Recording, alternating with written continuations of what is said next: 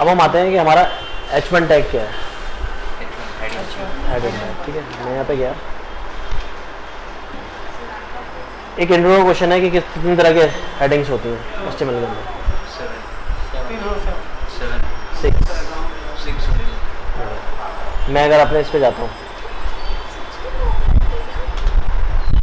7 दिख रहा है यहाँ पे। हाँ, वो फर्स्ट वाला नहीं आता है H खाली, क्योंकि एक दिन मैंने कर रखी थी H लगा देता, तो उसमें मैंने दूसरी टैगिंग लगाया तो सारी सबकी प्रॉपर्टी एक जैसी है, H1 H2, बस सिर्फ फॉन्ट साइज का फर्क है, ठीक है। हेडिंग क्या होता है, जैसे मेरा पैराग्राफ होता है उसे पैराग्राफ से ऊपर कोई टाइटल होता है तो उसको हेडिंग कहते हैं, ठीक है। उसकी भी वही प्रॉपर्टी होती है, उसके साथ में कोई टेक्स्ट होता है वो नीचे गिर जाता है, टूट के नीचे गिरा देता है, क्योंकि हेडिंग क्या करता है, मेरे को पूरा स्पेस चाहिए और मैं बड़े पे रहूँगा, ये उसकी। हाँ, ये भी अब, हाँ, तो मैंने मैक्सिमम मिनिमम मतलब कितने आप लेंथ तक आप सपोर्ट करवा सकते हो? नहीं, H1 की जैसे H1 हो गया था, CSS पे जो मर्जी आप दे दो फॉन्ट साइज, बस आपका ब्राउज़र सपोर्ट करना चाहिए। आपने 1000 दे दिया मगर आप 1000 देख ही नहीं पा रहे तो दिखेगा ही नहीं, मतलब वो आपके ऊपर है आप कितना वो सपोर्ट करा सकते हो, क्योंकि पिक्सल है, पिक्सल डिपेंड करता है आपके रेजोल्यूशन पे। आपकी स्क्रीन का जो रेजोल्यूशन है वो पिक्सल अकॉर्डिंग टू पिक्सल काम करता है। तो यहाँ पे मैं अगर पिक्सल लिखूंगा तो उतना ही पिक्सल दिखाई देगा, अगर मैं अपने स्क्रीन से बड़ा पिक्सल डाल दूंगा तो स्क्रीन से बाहर हो जाएगा, ठीक है। तो ये भी चीज़ है, मैंने लिख दिया हेलो, ये मेरा H1 है, ठीक है। अब हेलो की मैं वैरायटी, ये हेलो मैं अपने डिफरेंट उस पर देख लो, स्टार्टिंग के 3 देखता हूँ, H2 H3,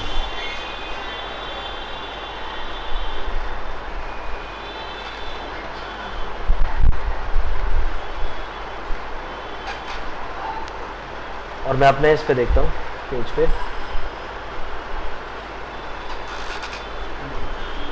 टैग की डिफरेंस और फॉन्ट की डिफरेंस।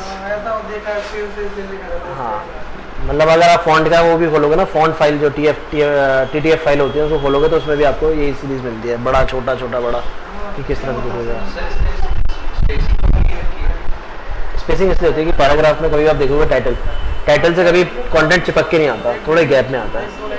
तो जब हमारे जो फॉन्ट्स बनते हैं, जब फॉन्ट्स कह रहा हूँ, जब हमारे एलिमेंट्स बनते हैं तो उनको कुछ ना कुछ प्रॉपर्टी असाइन की जाती है जो डिस्टिंग्विश करती है। देखो, अगर एक कंटेनर मेरा डिव है, वो सेम सॉल्यूशन दे रहा है P वाला, तो मैं P क्यों यूज करूंगा, आप समझे। अगर गुड और बेस्ट दो चीजें हैं, अगर दोनों का मतलब एक हो जाए तो मैं गुड और बेस्ट में से एक चीज यूज करूंगा ना, मगर उसमें गुड और बेस्ट में भी डिफरेंस है, इसलिए मैं गुड और डिफरेंस अपने अपने जगह पे यूज करता हूँ, ठीक है ना। जब मैं जहाँ पे मेरे को जरूरत है मैं वहाँ गुड यूज करता हूँ, जहाँ पे मुझे जरूरत है वहाँ बेस्ट यूज करता हूँ, ठीक है। करने को तो आप बेस्ट भी यूज कर सकते हो गुड की जगह पे, हो सकता है काम कर जाए, हो सकता है ना काम करे, ठीक है। मगर वही चीज़ है कि आपके ऊपर आप किस तरह से चीज़ें चलाते हो। आपको पूरी नॉलेज है अगर मेरे HTML टैग की, एलिमेंट्स की, ठीक है, तो आप उस हिसाब से कंट्रोल कर सकते हो। आपको उसके प्रो क्या यूज करना है, बस वो आपकी जजमेंट है। क्या चीज़ मार्क यूज़ कर सकते हो, वो मार्किंग दिखा देगा आपकी, मगर उसमें प्रॉपर्टी तो आपको CSS की लगानी पड़ेगी, उसको चेंज करना पड़ा तो आपको, इसलिए हम स्पैन यूज़ करते हैं कि हमें CSS लगाया, लाइट इन साइज है, आराम से हो जाता है, ठीक है।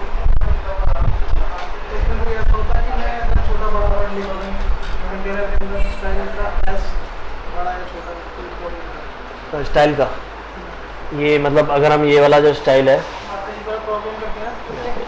नहीं इसको आपको ये स्टैंडर्ड रखना पड़ेगा, S छोटा ही रखना पड़ेगा।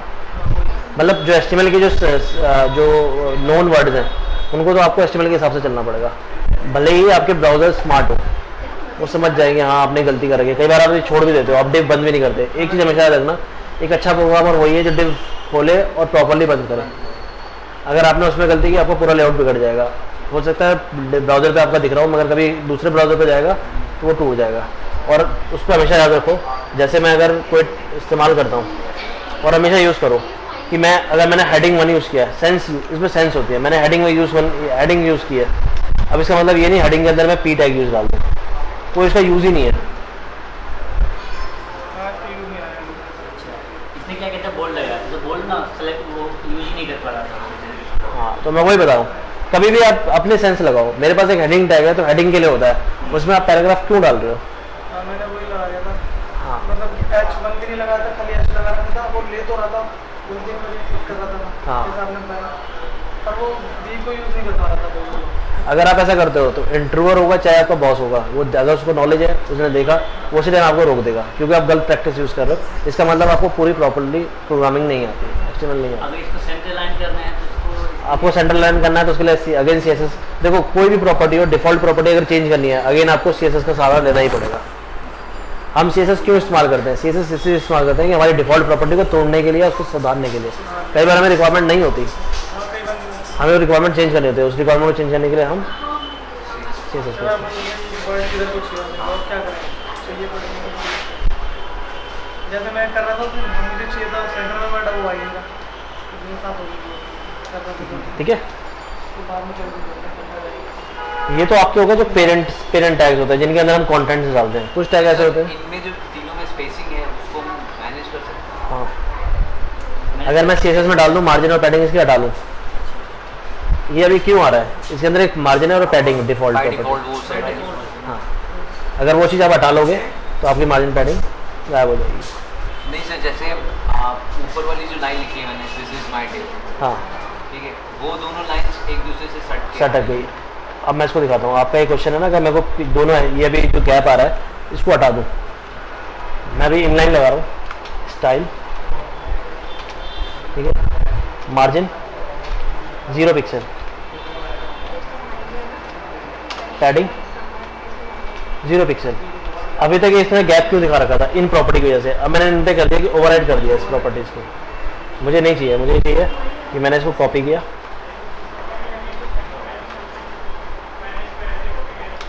यहाँ जाके पेस्ट कर दिया, ठीक है। अब मैं यहाँ पे आता हूँ अपने इस पर, इस तरह से। हाँ, वो तो अपने सहूलियत के हिसाब से कि आपको लाइन के बाद कितना क्या चाहिए, सारा कुछ। अब इसी में अगर इसको सेंटर करना होता तो इनलाइन में हम अलाइन लिखेंगे, अलाइन अलाइन सेंटर कर दो, अलाइन सेंटर हो जाएगा। बेस्ट प्रैक्टिस होती है, आप टैग को मत करो, उसे किसी कंटेनर में डाल के उसको सेंटर पे कर दो, एक कंटेनर को यूज, क्योंकि अगर आपको उसको चेंज करना है, ठीक है, कल को आपने H1 डाल दिया, बेस्ट प्रैक्टिस है H1 मत करो, उसको मत छोड़ो, सिर्फ इसको जो छोड़ो उसको यूज़ करो स्टाइल कलर चेंज करने के लिए, फॉन्ट चेंज करने के लिए। बाकी जो प्रॉपर्टीज है वो डिव के ऊपर छोड़ दो। डिव क्या हो, जो अलाइनमेंट की प्रॉब्लम होती है, किसी चीज़ को राइट अलाइन करना है, लेफ्ट अलाइन करना है, हमेशा एक प्लेस होल्डर जैसे हमारा डिव हो गया, पी टाइप भी नहीं, हमेशा डिव में डालो और डिव को प्रॉपर्टी को अलाइन करो। आपको एक काम पे चाहिए, राइट पे चाहिए, लेफ्ट पे चाहिए, सेंटर पे चाहिए, डिव मैनेज करें, ना कि टैग्स। अगर आप टैग से मैनेज करवाओगे तो कहीं ना कहीं फंस जाओगे। तो वो डिव के अंदर डाल कर डिव के अंदर अगर यूज करेंगे अलग से कुछ लेके करेंगे तो दिक्कत करेगा। देखो वो आपके ऊपर है, मतलब मैं ये नहीं करूँगा, वो चीज़ पे अप्रोच गलत है। हाँ, मैं जो बेस्ट अप्रोच है मैं वो बता रहा हूँ कि जो बेस्ट अप्रोच ये है कि आप इसको कंटेनर में डालो और कंटेनर से इसको अलाइन करो। अगर आपने H1 के अंदर कुछ अंदर और कुछ डालना है, आप कभी नहीं चाहोगे कि मेरा जो हेडिंग टेक्स्ट है वो सेंटर से लाइन हो और मेरा जो कंटेंट है वो लेफ्ट लाइन हो। आपका हेडिंग अगर सेंटर लाइन है तो आपको कंटेंट भी सेंटर लाइन चाहिए, तो आप दो जगह प्रॉपर्टी लगाओगे नहीं, आप एक डिव पे लगाओ, वो सब पे फॉलो करेगा। ठीक है, इसलिए हम यूज़ करते हैं। तो वो जो डीप पे जो लगाना पड़ेगा प्रॉपर्टी सेंटर का, वो हेड में लगाना होगा या बॉडी में लगाना होगा? बॉडी नहीं, देखो कुछ बॉडी पे देखो, जितना जो पेरेंट होता है उसको संभाल लो। तो पेरेंट बनाऊंगा, इसका पेरेंट क्या होगा, ये होगा डिव, और डिव यहाँ से इसको क्लोज कर देगा। ठीक है, मैंने इसको एक कंटेनर में डाल दिया, मैंने बताया था पानी वाला हिसाब किताब, कि मैंने इसे कंटेनर में डाल दिया, अलाइन सेंटर मैंने इसको कर दिया और यहाँ पे रिफ्रेश किया, सेंटर में आ गया। इससे क्या हुआ, अगर मैं सिर्फ H1 को लगाता तो H1 ही सेंटर होता। अब क्या है, मैं इसके अंदर कंटेंट डाल देता हूँ।